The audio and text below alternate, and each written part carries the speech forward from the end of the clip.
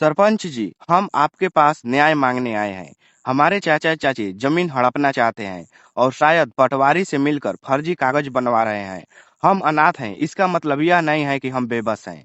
हमें अपने माँ बाबूजी की जमीन किसी हाल में नहीं देनी। कृपया आप हमारी मदद करें।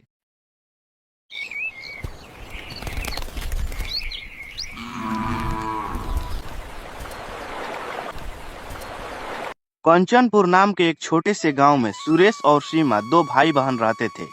माँ बाप कुछ साल पहले ही आई महामारी में गुजर गए थे। उनके जाने के बाद दोनों भाई बहन खुद ही एक दूसरे का सहारा थे।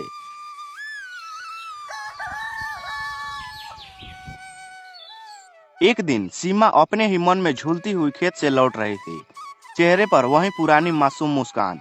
अब आई है तू सीमा, सूरज सर पर चढ़ा है और तू पूरे गांव में घूम रही है। अरे भैया, मैं जल्दी आने वाली थी लेकिन सुगंधा काकी की बकरी गुम हो गई थी। उसी को ढूंढने में देर हो गई। तेरा क्या, तू तो सबकी मदद करती है, चाहे घर में चूल्हा जले या ना जले। अरे भैया, आप गुस्सा क्यों कर रहे हो? माँ कहती थी जो दूसरों के काम आए वही इंसान कहलाता है। माँ अब नहीं है सीमा। अब उनकी कही बातों का इस दुनिया में कोई मूल्य नहीं रहा। अब कोई किसी के लिए कुछ नहीं करता। सुरेश की बातें सुनकर सीमा चुप हो गई। उसकी चेहरे पर हल्की उदासी थी। अरे सीमा, तुम मेरे होते हुए क्यों चिंता कर रही हो? माँ बाबूजी के जाने के बाद तुम ही तो मेरा सहारा हो। सुरेश की बातें सुनकर सीमा के चेहरे पर उसके माता पिता के जाने के बाद पहली बार हल्की सी मुस्कान आई।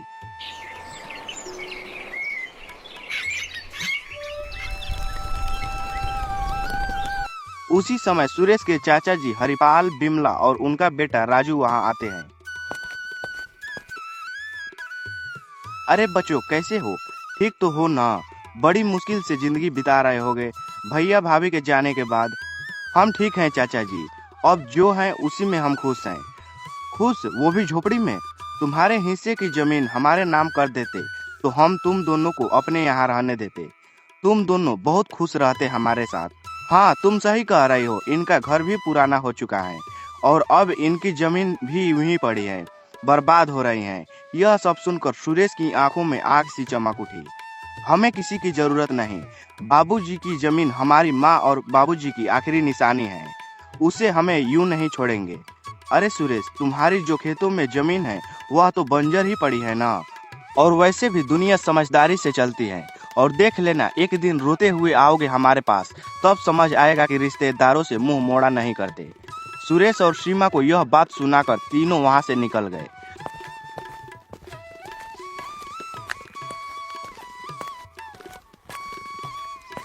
और सीमा यह सब सुनकर उदास हो गई। भैया, क्या सच में हम अकेले पड़ जाएंगे? वे लोग हमारी जमीन लेना चाहते हैं। हाँ सीमा, पर जब तक मैं जिंदा हूँ कोई हमारी जमीन छू भी नहीं सकता। तुझे कुछ नहीं होने दूंगा। रात को चूल्हे के आगे बैठी सीमा सुरेश से बोलती हैं, भैया, मैंने माँ के कंगन को संदूक में रख दिया है। और हाँ भैया, कल गांव में भागवत कथा है। तुम चलोगे ना? मन को थोड़ी शांति मिलेगी। हम नहीं चलेंगे सीमा। लोग सोचते हैं कि हम प्रसाद के लालच में जाते हैं, पर हम तो अच्छे हैं ना। हमें कभी किसी की मदद नहीं ली है। हमें डर कर नहीं, डट कर जीना चाहिए। भगवान तो सब में है, भगवान हमारे यहाँ भी है। तुम यही भगवान की पूजा करना और मंदिर जाना। लेकिन वहां जाने की अभी हमें जरूरत नहीं है, लोग ताना मारते हैं। यह सब बातें करके दोनों एक साथ बैठकर रात को खाना खाकर सोने चले जाते हैं। अगली सुबह दोनों अपनी जमीन को देखने जाते हैं, जिसमें दोनों अपनी मेहनत करके थोड़ी सी सब्जियां उगाई थी। अच्छा हुआ कि माँ बाबूजी के जाने के बाद हमने यह जमीन बेचा नहीं। अभी देखो हमने मेहनत करके कितनी सारी सब्जियां उगाई हैं। अब हम किसी व्यापारी को यह बेचकर थोड़े पैसे कमा सकते हैं। हाँ, तू ठीक बोल रही है। इसे बेचकर कुछ दिन तो गुजारा हो ही जाएगा। लेकिन भैया, इसे बेचकर हम कुछ दिन ही गुजारा कर पाएंगे, लेकिन उसके बाद क्या? अरे आप मायूस मत हो भैया, मुझे सिलाई बुनाई का काम भी आता है। मैं वो करके घर का खर्चा निकाल लूंगी, आप बस घर संभालना। कोई जरूरत नहीं है सीमा, यह सब तुझे करने की। तू क्या मुझे बेकार समझती है? तू घर पर ही रहना, मैं लोगों के घर में जाकर काम करूंगा। और मुझे बांस की चीजें भी बनाने आती हैं। बाबूजी ने सब मुझे सिखा दिया था। यह करके मैं घर का खर्चा तो आसानी से निकाल लूंगा। यह सब बात करके दोनों कुछ समय अपने खेत में व्यतीत करने के बाद घर आते हैं और अपने अपने काम में लग जाते हैं। रात को जब दोनों सोने जाते हैं तब दोनों अपने मुश्किल भरे जीवन के बारे में एक दूसरे से बात करने लगते हैं। भैया, माँ बाबूजी के बिना यह रातें और भी डरावनी लगती हैं। सब कुछ खाली लगता है। हाँ सीमा, पर अब हम माँ बाबूजी दोनों की जिम्मेदारी निभा रहे हैं। हमें हार नहीं माननी है। यह जमीन, यह घर, यह सब कुछ उनका दिया हुआ है। हमें इसे बचाना है, किसी भी कीमत पर। यही सब तो माँ बाबूजी की यादें हैं। सुरेश बहुत ही हिम्मती था। वह तो किसी से भी मदद नहीं लेना चाहता था, लेकिन उसे अपनी बहन सीमा को लेकर बहुत चिंता होती थी। अगले दिन जब दोनों अपने खेत पर पहुंचे तो देखा कि उनकी जमीन के बीच में एक खूंटी गड़ी हुई थी। भैया, यह जमीन बीचों बीच खूंटी कौन गाड़ गया है? यह तो कल यहाँ नहीं था और हमने भी नहीं गाड़ी थी। जरूर इसे कोई यहाँ गाड़ गया है। यह जरूर हमारे चाचा चाची का काम होगा, लेकिन यह काम बिना किसी सरकारी आदमी के नहीं होता। इसका मतलब हमारे खेत को यह लोग बांटने की साजिश रच रहे हैं। और फिर सीमा और सुरेश अपने घर चले जाते हैं। और तभी वहां पर उसी वक्त हरिपाल आता दिखा। उसके साथ सुगंधा और उनका बेटा राजू भी था। तीनों के चेहरे पर अजीब सी मुस्कान थी। अरे बच्चों, घबरा क्यों रहे हो? हम तो सिर्फ मदद करना चाहते हैं। तुम्हारे माँ बाप के जाने के बाद जमीन की देखभाल जरूरी है। तुमसे अकेले तो नहीं होगा। चाचा जी, हमें आपकी मदद की जरूरत नहीं है। यह जमीन हमारे माँ बाबूजी की निशानी है। इसे हमें किसी के हवाले नहीं करेंगे। अरे बच्चों, कैसे नहीं दोगे? यह जमीन तो तुम्हारे और रघु के दादाजी अपने बेटों के बराबर हिस्सों करके दिए थे। लेकिन शायद तुम्हारे पिता अपने आखिरी दिनों में तुमसे ये बात बोलना भूल गए। इतने साल तो हम साथ ही रहे हैं ना। हम तो तुम्हारी भलाई ही चाहते हैं। अब यह दुश्मनी क्यों? दुश्मनी तो तब शुरू हो गई चाची जी, जब आप हमें अकेले समझकर हमारी जमीन पर नजर डाली है। और चाची, दुश्मनी तो आप लोग हम दोनों से निकाल रहे हो। अरे सुरेश, इतना गरज क्यों रहे हो? छोटे हो तो छोटे बनकर रहो। ऐसे बड़ों के बीच मत बोलो। अरे जाओ, कैसे बड़े लोग जिनकी सोच ही इतनी छोटी है। वे उम्र में बड़े होकर भी सम्मान के हकदार नहीं होते। और हाँ, अगर आप लोग हमारे खेत के पास भी आए तो अच्छा नहीं होगा। हम कमजोर दिखते हैं पर डरते नहीं हैं। ठीक है, हम कुछ भी नहीं करेंगे, लेकिन कानून अपना काम करेगा। जब जमीन के सरकारी कागजात आएंगे तो देख लेना। जब तुम्हारे नाम नहीं निकलेंगे तो खुद समझ जाओगे कि जमीन किसकी है। इतना कहकर तीनों वहां से चले गए। सुरेश और सीमा कुछ देर तक खामोश खड़े रहे। भैया, क्या वो सच में कागज बदलवा सकते हैं? कुछ भी कर सकते हैं सीमा। लालच में आदमी अंधा हो जाता है। हमें किसी पर भरोसा नहीं करना चाहिए। अब हमें बहुत संभल कर रहना पड़ेगा।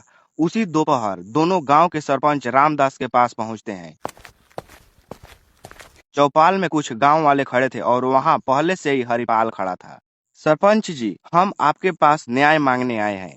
हमारे चाचा चाची जमीन हड़पना चाहते हैं और शायद पटवारी से मिलकर फर्जी कागज बनवा रहे हैं। हम अनाथ हैं, इसका मतलब यह नहीं है कि हम बेबस हैं। हमें अपने माँ बाबूजी के जमीन किसी हाल में नहीं देनी। कृपया आप हमारी मदद करें। हरिपाल, अगर यह बात सच है तो यह गांव की मर्यादा के खिलाफ है। परिवार के नाम पर ठगी करना यहाँ नहीं चलेगा। सरपंच जी, यह मुझे बदनाम कर रहे हैं। हम तो सिर्फ जमीन की चिंता कर रहे हैं। इन दोनों बच्चों को क्या पता जमीन के बारे में? मेरा भाई तो अब इस दुनिया में नहीं रहा, इसलिए अब मुझे यह सब कुछ देखना पड़ता है। तभी वहां गांव के एक बुजुर्ग व्यक्ति बोलता है, हमने इस बच्चों को बचपन से देखा है। ये कभी झूठ नहीं बोलते हैं। मुझे लगता है हरिपाल ही झूठ बोलता है, क्योंकि इसके मुंह में राम और बगल में छुरी हमेशा होता है। मैं सब समझ रहा हूँ। इसके बारे में सरपंच जी ने इस बात को अगले दिन पंचायत में विस्तार से निकालने की बात की और फैसला अगले दिन देने की बात कही।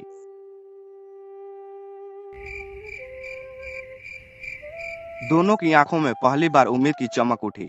रात को झोपड़ी में दोनों आपस में बात करते हुए, भैया, क्या कल गांव वाले हमारा साथ देंगे?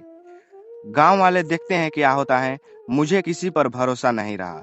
आखिर माँ बाबूजी के जाने के बाद हमें किसी ने कभी भी मदद नहीं की। अच्छा छोड़ो, हमें बस भगवान पर भरोसा रखना होगा। माँ बाबूजी तो नहीं है, पर उनका आशीर्वाद जरूर है। आप देखना भैया, हमारे साथ कुछ भी बुरा नहीं होगा। रात गहरी हो चली थी। दूर कहीं उल्लू की आवाज गूंजी और हवा में कुछ सिसकियां भी थी। और उन सिसकियों में सीमा की भी सिसकियां शामिल थी।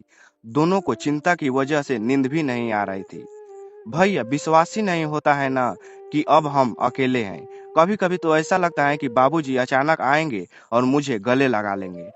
हाँ सीमा, मुझे भी उनकी कमी खटकती है, लेकिन तू चिंता मत कर। जब तक मैं जिंदा हूँ तब तक तुझे कुछ नहीं होने दूंगा और हमारी जमीन को भी कुछ नहीं होने दूंगा। किसी चीज की भी कमी नहीं होने दूंगा। लेकिन भैया, जब माँ बाबूजी गए तो सबने कहा था कि हम तुम्हारे साथ हैं। फिर धीरे धीरे सब दूर हो गए। चाचा चाची तो जैसे बस हमारे हिस्से के जमीन के लिए ही हमारे करीब थे। सुरेश की आंखों में आंसू थे, लेकिन उसने अपने आंसुओं को छुपाया। उसने अपनी बहन के सामने कमजोर नहीं पड़ना था। दुनिया बहुत चालाक है सीमा। रिश्ते अब खून से नहीं धन दौलत से बनते हैं। लेकिन हम अभी चुप नहीं रहेंगे। अगर हमें अपने अधिकार के लिए लड़ना पड़ा तो हम लड़ेंगे।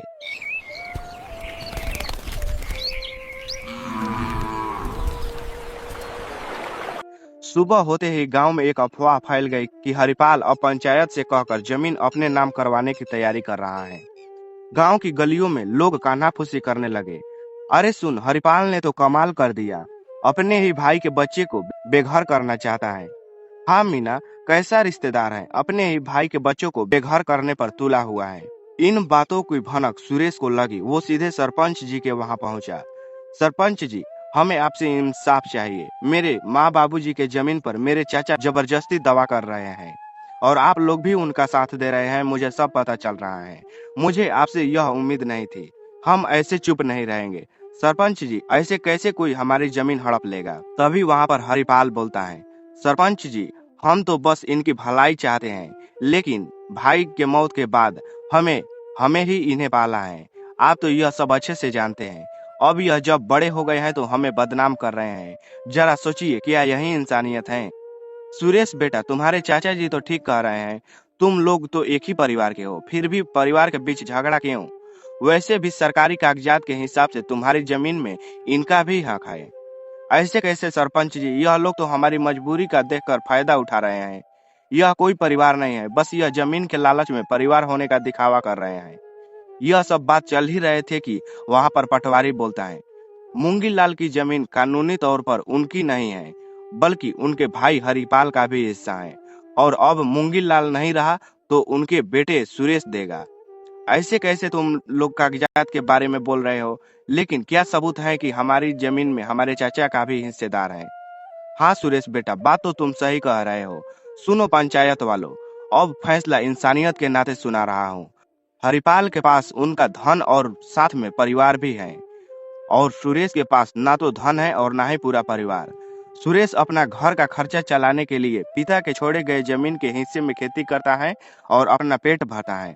और अगर इस हालात में सुरेश की जमीन को बांट दिया जाए तो यह अच्छा नहीं होगा। हरिपाल, तुम्हारे कमाने के बहुत रास्ते हैं और सुरेश के कमाने के पास बस एक ही रास्ता है, वो है खेती करना। इसलिए हम सुरेश की जमीन को नहीं छीन सकते।